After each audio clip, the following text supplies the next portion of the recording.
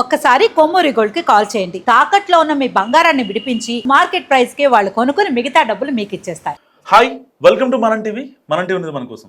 ఈ ఫోటోలో కనిపిస్తున్న అతని పేరు పాస్టర్ జోసెఫ్ సందీప్ వడేకర్. పేరు చాలా పెద్దగా ఉంది, చాలా క్యాచీగా ఉంది, నీట్గా ఉంది అనుకుంటున్నాను. చేసేవన్నీ కూడా గలీజ్ పనులు. ఒక రసిక్ రాజా ప్రొడక్షన్స్నే ఉప్పల్లో మెయింటైన్ చేస్తున్నాడు ఈ సందీప్ వడేకర్. ఇప్పటికే ఉప్పల్ పోలీస్ స్టేషన్లో కేసు నమోదు కూడా అయింది. సో ఉప్పల్లోని లివింగ్ వే చర్చిలో పాస్టర్గా ఉంటూ అక్కడ పరిచయమైన ఒక ప్రభుత్వ ఉద్యోగురాలని ప్లాన్ ప్రకారం ప్రేమ పెళ్లి పేరుతో దగ్గరే లక్షల రూపాయలు కాజేశాడు ఈ కేటుగాడు. సో ఆ బాధితుల దగ్గర నుంచి తీసుకున్న సదరు పాస్టర్ కంప్లీట్గా ఫైనల్గా మోసం చేసి నేను పెళ్లి చేసుకోను, నా వల్ల కాదని తేల్చేశాడు. పెళ్లి పేరు ఎత్తగానే ఎందుకు మొహం చాటేస్తున్నాడని బాధితురాలు అమ్మాయి ఆరాతీగా మరో వివాహితతో సన్నిహిత సంబంధం ఉన్నట్టు కూడా వెలుగు చూసింది. ఇదేంటని ప్రశ్నిస్తే నిన్ను చంపేస్తానని, ఎక్కడ ఉన్నా నీ అంత చూస్తానని బెదిరింపులు దిగాడు సదరు పాస్టర్. సో వివాహిత సంబంధం ఉన్న మహిళతో 3 నెలలకు ఒకసారి దుబాయ్, గోవా, కాశ్మీర్ వెళ్ళి ఎంజాయ్ చేస్తున్నాడని, ఎప్పుడు ఫోన్ చేసినా ఆ మహిళ ఇంట్లోనే ఉండడంతో బాధితురాలు నిలదీసింది. సో నువ్వు నా జీవితంలో ఉండాలంటే నా ఫ్రెండ్ భార్య కూడా నాతో ఉంటుందని చెప్పడంతో బాధితురాలు ఒకసారిగా అవాక్కైంది. ఎందుకంటే ప్రేమించింది, పెళ్ళంటే ఓకే చెప్పాడు, ఆవిడ కూడా డబ్బులు ఇచ్చింది.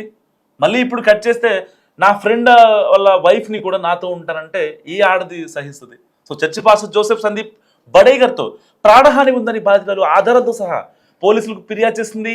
నిందితుడు సందీప్ వెనుక సికింద్రాబాద్ చెందిన మరో పాస్టర్ ఉండి ఇదంతా నడిపిస్తున్నాడని ఫిర్యాదులో పేర్కొంది.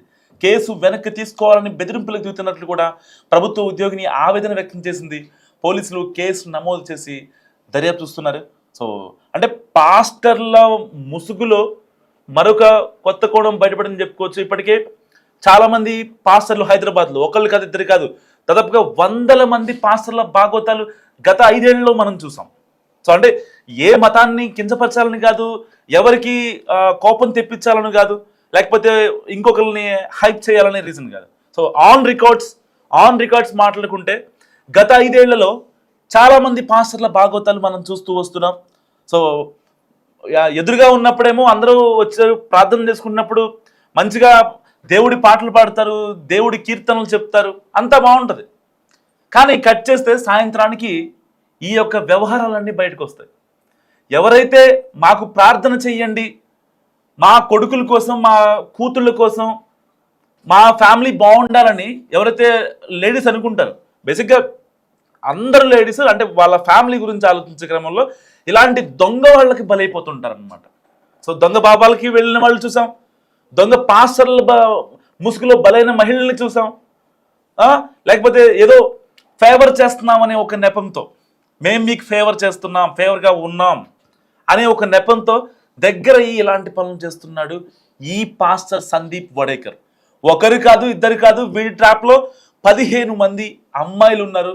సో వాళ్ళకి ఎప్పుడైతే ఈ సందీప్ వడేకర్ కోసం వాళ్ళు వచ్చి ప్రేయర్ చేయించుకునే క్రమంలో వాటిని వీడియోస్ తీసి వీళ్ళు పర్సనల్గా కలవడానికి వచ్చారు అని చెప్పి వాళ్ళకి పోర్ట్రే చేసి వాళ్ళని బ్లాక్మెయిల్ చేసి ఎట్టి పరిస్థితిలో మీరు నన్ను కలవాలి, నన్ను సాటిస్ఫై చేయాలి అని వాళ్ళని బలవంతంగా అనుభవిస్తున్నాడు ఈ సందీప్ వడేకర్. 1 కాదు, 2 కాదు, ఒక్కొక్కటిగా వెలుగులోకి వస్తున్నాయి. ఇప్పటికే సనత్ నగర్ పిఎస్లో 0 FIR రికార్డ్ అయింది. దాన్ని ఉప్పల్కి ట్రాన్స్ఫర్ చేశారు హైదరాబాద్ CCS పోలీసులు.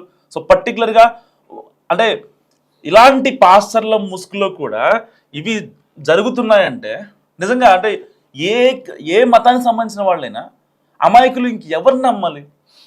దేవుడి ముసుగులో అన్యాయమే, ఫ్రెండ్ ముసుగులో అన్యాయమే, ఫ్రెండ్ వాళ్ళ భార్య ముసుగులో అన్యాయమే. ప్రతిది అన్న లేదు, చెల్లి లేదు, తమ్ముడు లేదు, కొడుకు లేదు, బిడ్డ లేదు, తల్లి లేదు, ఎవ్వరూ లేదు. వచ్చారా బాగుందా, వాళ్ళని ట్రాప్ చేయాల్సిందే. వాళ్ళు ప్రార్థనకు వచ్చారా, లేకపోతే వాళ్ళ కుటుంబాన్ని కొంచెం మంచిగా చేసుకుందామని వచ్చారా? అంటే నేను అందరి పాస్టర్లు అనట్లేదు ఇక్కడ, మీరు ఎవరి మనోభావాలు దెబ్బతీయాల్సిన అవసరం నాకు లేదు, అండ్ మనం టీవీ కూడా ప్రత్యేకంగా లేదు. సో కేవలం వార్తగానే చెప్తున్నాను తప్ప ఇక్కడ ఎవరి మనోభావాలు హర్ట్ చేయాలనేది కాదు. ప్లీజ్ మీరు నోట్ చేసుకోవాల్సిన పాయింట్ ఇది. ఇలాంటి కాన్సిక్వెన్స్ ఒకటి కాదు, చాలా మనం చూస్తూ వస్తున్నాం. అంటే సామాన్యుల పాయింట్ ఆఫ్ వ్యూలో ఒక మధ్యతరగతి కుటుంబం వాళ్ళు ఎన్నో బాధలు పడుతున్నారు, దేవుడికి చెప్పుకోవాలని కోరుకుంటారు. ఏ మతానికి సంబంధించిన వాళ్ళైనా అన్నిట్లో ఉన్నారు దొంగలు, ఎక్కడ లేరని కాదు, కేవలం దీంట్లో ఉన్నారని కాదు, కానీ ముసుగులోంచి బయటకు వచ్చింది కాబట్టి, ముసుగు తీశాడు కాబట్టి చెప్పగలుగుతున్నాం.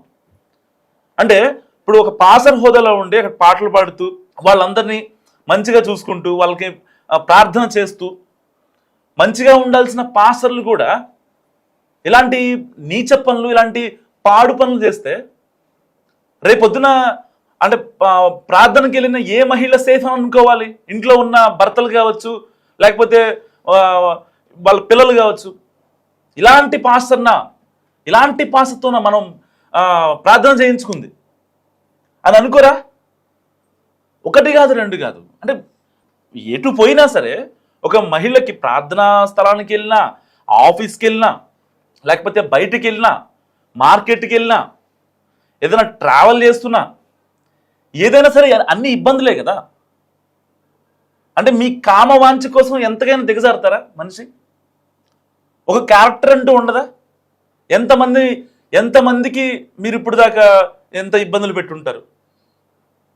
ఆ బాధితులు కూడా చెప్తున్నా, ఆవిడ ఒక గవర్నమెంట్ ఉద్యోగి. మళ్ళీ ఇక్కడ సందీప్ వడే గారిని కంప్లీట్గా ఆయన బ్లేమ్ చేయాల్సిన అవసరం లేదు.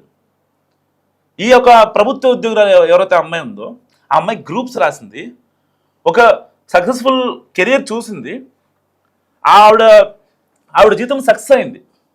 అలాంటి మహిళ ఎవరిని నమ్ముతున్నాము? సరే చదువుకునే వాళ్ళు అంటే ట్రాప్లకు గురవుతారు, తర్వాత తెలుసుకున్న తర్వాత రియలైజ్ అవుతారు. అంతా తెలుసుకునే లోపు జీవితం మొత్తం అయిపోద్ది. చదువు లేదు కాబట్టి పక్కన పెడదాం. ఆల్మోస్ట్ చాలా కేసెస్లో చదువు లేకపోవడం వల్ల ఇలాంటివి జరుగుతూ ఉంటాయి. వాడి ఉద్దేశం ఏంటి, వాడేంటి అని మనం ఆ ఎగ్జామిన్ చేయలేకపోవడంలో తప్పులు జరుగుతూ ఉంటాయి. చాలా మంది మహిళలు చేస్తూ ఉంటారు. కానీ ఇక్కడ ఈవిడ డిగ్రీ చదువుకొని గ్రూప్స్కి ప్రిపేర్ అయ్యి ఒక బాధ్యత గల వృత్తిలో పనిచేస్తూ గవర్నమెంట్ ఆఫీస్లో వర్క్ చేస్తూ ఇలాంటి వాళ్ళని నమ్మిందంటే, ఒక గవర్నమెంట్ ఉద్యోగి తన మతాన్ని నమ్మిందంటే, తన పాస్టర్ని నమ్మింది, తన మతాన్ని గౌరవించింది, సండే ప్రార్థనలకు వెళ్తుందంటే అనుకోవచ్చు. కానీ ఇన్నిసార్లు మరి పర్సనల్గా రమ్మన్న తర్వాత కూడా ఆవిడ ఎలా నమ్మింది? అంటే ఆవిడ నేను ఇక్కడ కంప్లీట్గా ఆవిడ తప్పంటలేదు, ఆవిడ క్యారెక్టర్ని అసెస్మెంట్ చేయట్లేదు, ఆవిడని జడ్జ్ చేయట్లా, కానీ ఎలా నమ్ముతారంటున్నా. చదువుకున్న మహిళ కూడా మోసపోతే ఇంకా సమాజానికి ఇచ్చే మెసేజ్ ఏంటి? ఇప్పుడు ఆవిడని మనం బయట చూపించలేం కదా. కానీ ఆవిడ మోసపోయిందన్నది అంత నిజం. ఒకటి కాదు, రెండు కాదు, అసలు మహిళకి వాల్యూ ఉండదా? కేవలం ఒక సెక్స్ టాయ్గా చూస్తారు ఆవిడని. ఓకే, ఆవిడ వద్దనుకున్నాడు, ఈ సందీప్ వడే గారు, ఈ పాస్టర్ ఎవరైతే ఉన్నారో వద్దనుకున్నాడు, ఫైన్, నాకు నువ్వు వద్దు అని చెప్తే అక్కడితో అయిపోయేది. సరే ఆవిడ ఫీలింగ్స్ని, ఆవిడ ఎమోషన్స్ని పక్కన పెట్టుకొని, సరే నాకు వద్దు అన్నాడు కాబట్టి సరే యాక్సెప్ట్ చేద్దాం, నాకేమన్నా ఏజ్ లేదా, గవర్నమెంట్ ఉద్యోగిని, so I can handle anything everything అని చెప్పి షీ కెన్ మూవ్ ఆన్. కొంచెం ఆవిడ లైఫ్లో ఫర్దర్గా ఒక స్టెప్ మూవ్ తీసుకునేది. తన పేరెంట్స్ కంటూ, తన బంధువులను చూసుకోనో లేకపోతే ఇంకోటో కొన్ని మర్చిపోయేది. అంతేగాని ఒక పక్క పత్యాపరాలు, వేరే వాళ్ళతో వాళ్ళు ప్రార్థన చేసుకోవడానికి వచ్చినప్పుడు వాళ్ళని ఫోటోలు తీసి, వీడియోలు తీసి, సీసీ కెమెరాలు పెట్టి, వీళ్ళు నాతో సెక్సువల్గా వచ్చారు అని చెప్పి వాళ్ళని బెదిరించి బ్లాక్మెయిల్ చేసి వాళ్ళని కాశ్మీర్, గోవా ఇలాంటి ప్రదేశాలకు తీసుకువెళ్ళి ఎందుకు అంత అవసరం రప్చర్? ఇప్పుడు తెలిసింది పాస్టర్ సందీప్ వడేకర్ ఇప్పుడు సమాజానికి చూపించగలడా తన ఫేస్ని? పాస్టర్ వడేకర్ సమాజానికి తన ఫేస్ని చూపించగలడా?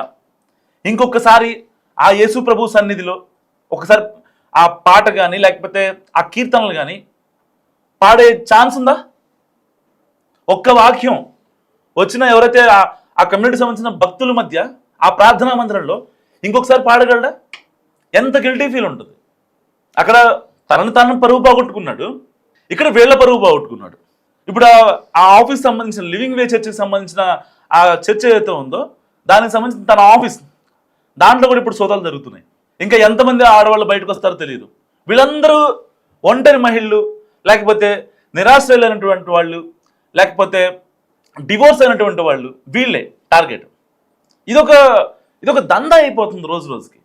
ప్రార్థన ముసుగులో ఇలాంటివి జరగడం సేఫా కాదు? ఏ ప్రార్థన అయినా సరే, not only Christianity, all prayers.